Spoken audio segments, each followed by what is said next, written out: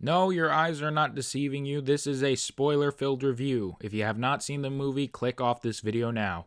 How come in Spider-Man No Way Home, when Doctor Strange is casting the spell, why doesn't he just stop casting the spell and just have Peter explain to him, like, what he wants to do? I don't like that. It's kind of sus to me. How come Jamie Foxx's Electro is now in this movie? Like, why did he get warped? He didn't know who Spider-Man Peter Parker was. He didn't know any of that. Nuh-uh. I'm not buying it. How come Lizard just stays in the car? Like, what? Why does he do that? Like, that makes no sense. Like, why? Why didn't he go inside the building with them? Like, nah, that's stupid. It's not like they've established several times in this movie alone that Lizard hates the human race and wants to stay a lizard forever and doesn't want Peter Parker to rehabilitate him. So, narratively, it makes sense why he wouldn't want to go inside the building and help Peter Parker out with his stuff, but still, like, why does he stay in the car? Like, why? That's stupid. Like, I have to complain about something. You guys, I could nitpick this movie and tear it to bits if I really, really wanted to. But what can I say? Spider-Man No Way Home is the best movie I've ever seen in a very long time. And if I'm being honest, before I went to see this movie, I was in a pretty bad mood. Because motherfucking YouTube spoiled this goddamn movie for me. I'm just scrolling through my feed, and then all of a sudden I see a video, and the thumbnail is a cam of all three of the Spider-Man on screen together, and I was pissed. So yeah, Spider-Man No Way Home is fucking bananas. This is a movie that's made for every type of Spider-Man fan. If you love Tom Holland's Spider-Man, he is the best he has ever been in this movie. If you hate Tom Holland's Spider-Man, which if you do, you're fucking crazy, then don't worry, this movie will make you like him.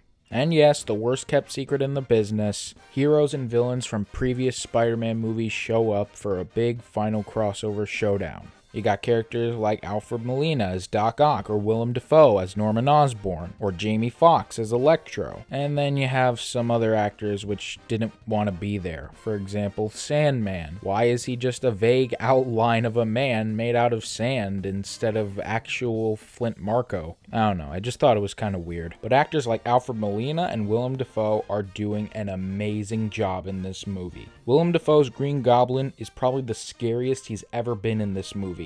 He steals the show as far as the villains are concerned. I also like how the opinions of Spider-Man that the public has in this movie is more half and half. Half of the people think he's a murderer, half the people think he's innocent. And I also love how dark this movie is. Don't get me wrong, I love the Homecoming movies and the lighthearted feel that they have to them, but this movie is dark as hell, and it makes sense that this movie would be darker, considering the villains that he's fighting. In Spider-Man Homecoming, he's just fighting a guy who's trying to run his business, and he doesn't want to kill Spider-Man, but he will if he has to. In Spider-Man Far From Home, he's just fighting this selfish jerk who has no problem with killing him to get his way. But in this movie, not only is he fighting somebody who kills people, but someone who likes to kill people. A guy who enjoys the pain of others. People have a problem with the fact that Peter tries to rehabilitate the villains, but honestly, that's something Spider-Man would do. Or at least a younger, more naive version of Spider-Man. And this version of Spider-Man is younger and more naive. This is Peter using great power responsibly. Why do people find issue with this? And I like how this idea is also challenged by Doctor Strange, who just wants everything to go back to normal. Strange is the wise, logical thinker of this movie, and Spider-Man is the young optimist who thinks that there's good in everybody. I mean, yeah, it's stupid, but that's what Spider-Man would do in this scenario. If he had an option, he would rehabilitate the villains, which leads to the death of Aunt May. And speaking of Aunt May's death, I kind of like the retcons that this movie has. For example, I always believed that Uncle Ben existed in the MCU, you just never saw him, but this movie heavily implies that Uncle Ben never existed in this universe, at least not how we know him. And I also like how this entire trilogy is essentially the origin of this version of Spider-Man. But that's not why this movie is the most hotly anticipated movie of the century. The reason why is because Andrew Garfield and Tobey Maguire have indeed returned to reprise their roles as their versions of Spider-Man in this movie. And when they showed up, I was going nuts, bro. I jumped out of my seat and was cheering so loud. I'm surprised they didn't kick me out. And this movie actually manages to redeem Andrew Garfield as Spider-Man. He's probably the most comic book accurate Spider-Man of the three in this movie. In this movie, Andrew Garfield has the wit and charm of Spider-Man from the comics, and his charisma is just off the charts in this movie. In the background of some shots, you could see him using Peter's body language, and he actually kind of manages to overshadow Tobey Maguire in this movie. Don't get me wrong, I love Tobey Maguire, but Andrew Garfield was the one I really wanted to see a little bit more of. He still has the worst Spider-Man movie out of them all, but I don't care, man. He's just so good in this movie. Also, the banter that these guys have is just perfect. All three of these actors have amazing chemistry with each other. I could just watch a behind-the-scenes featurette of these guys playing their Spider-Man characters, locked in a room, just talking about their own Spider-Man stuff. They are really that good in this movie. Also, I have to bring this up, the Gwen scene was amazing. I remember when I saw the trailer for this movie and the scene was teased at us that it was going to happen all over again, I was like, oh no, they're going to kill off MJ. But then I thought about it for a second, and I was like, well, if Andrew was in this movie, it would be amazing if he jumped in to save MJ, but that's probably not going to happen.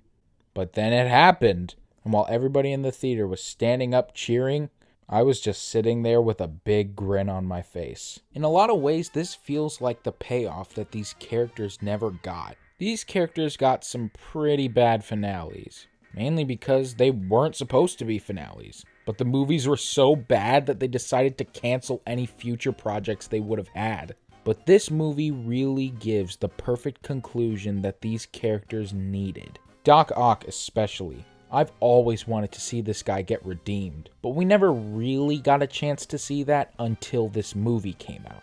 And also, people complain about a lack of spider sense in the MCU, and well, they kind of got that in Far From Home, but they really get it in this movie. But at the end of the day, this is still Tom Holland's movie. I also gotta say that I'm happy that these characters show up at the beginning of the last act of the movie. People were saying all over the internet that Tobey and Andrew would be co-leads with Tom Holland in this movie, and I just didn't think that was a very smart move. This is Tom Holland's movie. Let the kid have his trilogy. And even though Tobey and Andrew are helping out Tom, it still points out that Tom is the leader of this group. They bring up the fact that Tom is the only Spider-Man who's actually been part of a team. So it makes sense why he would be the leader of this group. And speaking of Tom Holland's Spider-Man, by the end of the movie, Doctor Strange casts a spell that erases Peter Parker from everybody's memory. This movie does the favor of the Spider-Man fanboys of bringing Tom Holland back to basics. He lives in a shitty apartment with his own homemade Spider-Man suit with no connections to Stark Industries or Iron Man or any of that stuff. He is truly Spider-Man by the end of this movie. And if people keep calling him Iron Boy Jr. after this movie, I will fucking rip my nose off and put it back on upside down! Other than that, I really got nothing more to say. Yes, there's problems with this movie. Yes, there's a ton you can nitpick. But you know what? The good stuff in this movie is just so good that it pretty much just erases any problems that I would have had with this movie. This film is truly amazing. Get it? 9 out of 10. Best Spider-Man movie ever made.